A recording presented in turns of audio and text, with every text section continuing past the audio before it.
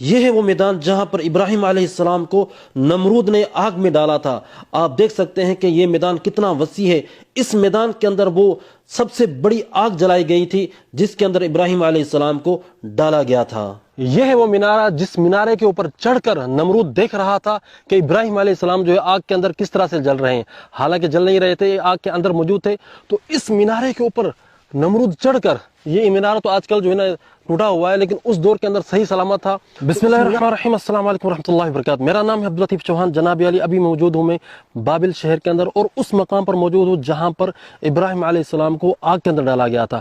میرے پیچھے آپ یہ دیکھ رہے ہیں پلر جو لگا ہوا ہے، یہ مینارہ بنا ہوا ہے، یہ وہ مقام ہے جہاں پر نمرود چڑھ کر ابراہیم علیہ السلام کو دیکھ رہا تھا کہ ابراہیم علیہ السلام کس طرح سے جو ہے آگ کے اندر جل رہے ہیں۔ تو ویڈیو کو آخر تک دیکھیے گا، انشاءاللہ آپ کو فائدہ ہوگا۔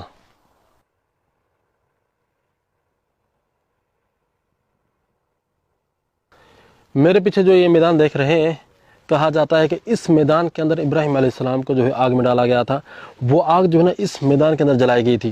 اور یہ میرے پیچھے جو مینارہ آپ دیکھ رہے ہیں، ٹھیک ہے جی، یہ وہ مقام ہے جس کے اوپر جو ہے کہا جاتا ہے کہ ابراہیم علیہ السلام کو جو ہے وہاں سے جو ہے پھینکا گیا تھا۔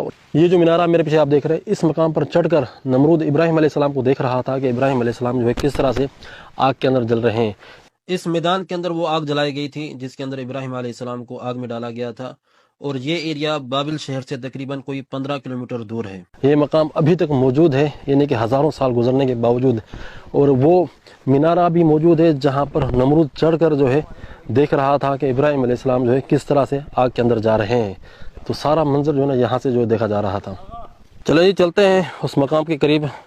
آگے سے تو بند ہے، یہاں پر سیکورٹی گارڈ نے مجھے کہا ہے کہ یہ ایریا جو ہے نا سیل ہوا پڑا ہے۔ میں نے سوچا قریب تک جاتے ہیں اور آپ کو مزید جو ہے نزدیک سے دکھاتے ہیں وہ مقام جہاں پر نمرود چڑھ کر ابراہیم علیہ السلام کو دیکھ رہا تھا کہ ابراہیم علیہ السلام جو ہے آگ کے اندر کس طرح سے جل رہے ہیں، حالانکہ ایسا ہوا نہیں۔ اللہ سبحانہ و تعالیٰ نے اس آگ کو ایسا نارمل کر دیا کہ ابراہیم علیہ السلام جو ہے آرام سے اس آگ کے اندر رہ رہے تھے۔ یہ مینارہ 90 میٹر آسمان کے اندر بلند تھا اور کئی منزلیں تھیں اس مینارے کے اندر۔ وقت گزرنے کے ساتھ جو ہے یہ مینارہ گر چکا ہے۔ یہ تقریباً 90 میٹر دور تھا۔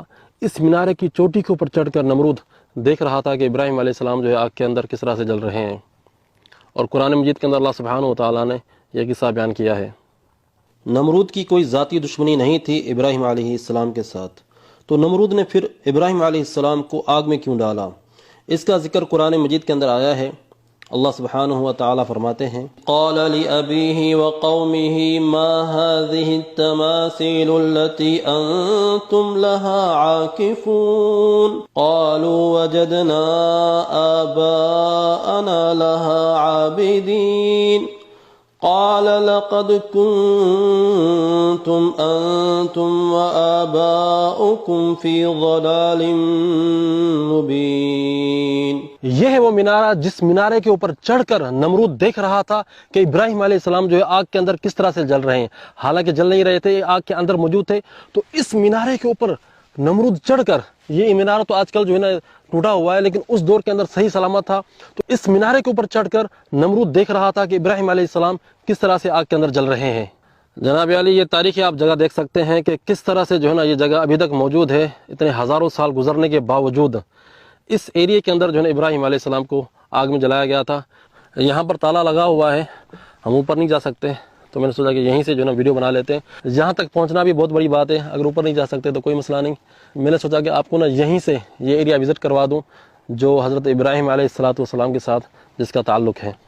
ابراہیم علیہ السلام نے اپنے والد آزر سے کہا کہ یہ تم جو بت بناتے ہو، تم اس کی عبادت کیوں کرتے ہو؟ تو ان کے والد نے جواب دیا کہ ہمارے آباء و اجداد ان کی عبادتیں کیا کرتے تھے۔ پھر ابراہیم علیہ السلام نے کہا کہ تم اور تمہارے آباء و اجداد ایک بہت بڑی گمراہی کے اندر تھے۔ دراصل ابراہیم علیہ السلام کی قوم بتوں کی عبادت کیا کرتی تھی، اور ابراہیم علیہ السلام ان کو بتوں کی عبادت کرنے سے منع کیا کرتے تھے۔ تو ایک دن ابراہیم علیہ السلام نے کہا کہ جب تم لوگ یہاں سے چلے جاؤ گے تو میں تمہارے بتوں کو پھر دیکھوں گا۔ ابراہیم علیہ السلام کی قوم ہر سال میلے لگایا کرتی تھی، اپنے بتوں کے سامنے کھانا رکھ کر وہ میلے کی طرف چلے جایا کرتے تھے۔ تو ابراہیم علیہ السلام نے یہ کیا کہ جب ان کی قوم بتوں کے سامنے کھانا وغیرہ رکھ کے چلی گئی عبادت گاہ کے اندر، ابراہیم علیہ السلام نے ان کے تمام بتوں کو توڑ دیا اور سب سے بڑے بت کو چھوڑ دیا اور اس کے کندھے کے اوپر کلہاڑے کو رکھ دیا۔ اور جب ان کی قوم واپس آئی، انہوں نے دیکھا کہ ان کے تمام بت ٹوٹے ہوئے ہیں اور سب سے بڑا بت جو ہے وہ بچا ہوا ہے۔ تو ان کا فوراً شک جو ہے ابراہیم علیہ السلام کے اوپر گیا، کیونکہ ابراہیم علیہ السلام ہی پوری قوم کے اندر واحد شخص تھے جو بتوں کی عبادت کے خلاف تھے اور بتوں کے بارے میں کہا کرتے تھے کہ میں ان کو دیکھ لوں گا۔ تو وہ فوراً ابراہیم علیہ السلام کے پاس آئے اور کہنے لگے کیا تم نے یہ کام کیا ہے؟ ابراہیم علیہ السلام نے اشارہ کیا کہ سب سے بڑا بت جو ہے اس سے پوچھو، اس نے یہ کام کیا ہے، یعنی کہ اس نے یہ تمام بت توڑے ہیں۔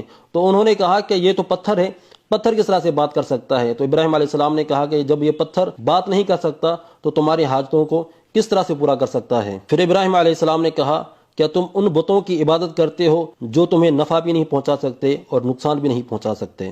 جب انہوں نے ابراہیم علیہ السلام سے یہ باتیں سنی تو سر جوڑ کر بیٹھ گئے اور کہنے لگے کہ ہم ان بتوں کی عبادت کرتے ہیں جو کچھ نفع اور نقصان نہیں پہنچا سکتے۔ پھر وہ لوگ ہٹ دھرمی میں آگے اور ضد میں آگے اور کہنے لگے قالوا حرقوه وانصروا آلهتكم ان كنتم فاعلین، کہنے لگے کہ ابراہیم علیہ السلام کو آگ میں ڈالو اور اپنے خداؤں کی مدد کرو۔ پھر انہوں نے اس میدان کے اندر، کہا جاتا ہے کہ یہ جو میدان ہے اس میدان کے اندر بہت بڑی آگ جلائی اور اس آگ کے اندر ابراہیم علیہ السلام کو ڈالا گیا۔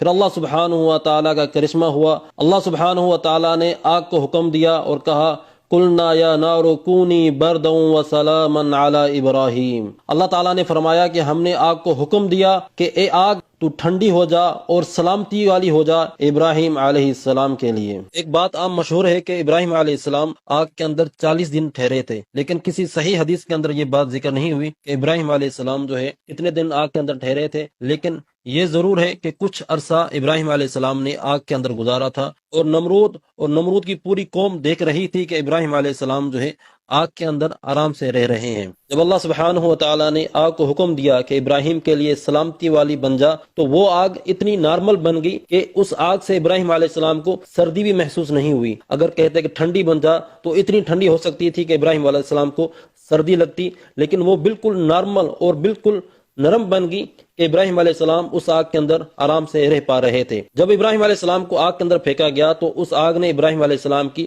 رسیوں کو جلایا، بلکہ ابراہیم علیہ السلام کے کپڑوں کو، بلکہ ایک دھاگے کو بھی نہیں جلایا سوائے رسیوں کے۔ ابراہیم علیہ السلام بالکل آگ کے اندر گھومتے پھرتے رہے اور اسی طرح سے آگ سے باہر آئے۔ یہ اللہ سبحانہ و تعالیٰ کی طرف سے ایک بہت بڑا معجزہ تھا اس قوم کے لیے، تاکہ وہ جان سکے کہ ابراہیم علیہ السلام اللہ تعالیٰ کے پیغمبر ہیں۔ ایک بات یہ بھی مشہور ہے کہ ابراہیم علیہ السلام کو جس جگہ پر جلایا گیا تھا وہ مقام ترکیہ کے اندر ہے، حالانکہ یہ بات جو ہے جغرافی اعتبار سے غلط ہے۔ بابل شہر عراق کے اندر موجود ہے اور عراق کے اندر ہی ابراہیم علیہ السلام کی ولادت ہوئی ہے، اور اسی شہر کے اندر نمرود کا محل بھی ہے، رہائش بھی نمرود کی اسی ایریے کے اندر تھی۔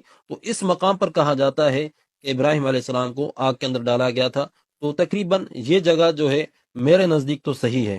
ویڈیو کے اینڈ ہم یہیں پر کرتے ہیں۔ امید کرتا ہوں کہ آج کی ویڈیو آپ لوگوں کو پسند آئی ہوگی۔ اگر ویڈیو پسند آئی ہے تو ویڈیو کو لائک کیجیے گا، شیئر کیجیے گا، اور کمنٹ سیکشن کے اندر اپنی رائے کا اظہار ضرور کیجیے گا۔ پھر ملاقات کرتے ہیں نئی ویڈیو کے اندر، تب تک کے لیے اجازت دیں۔ السلام علیکم ورحمۃ اللہ وبرکاتہ۔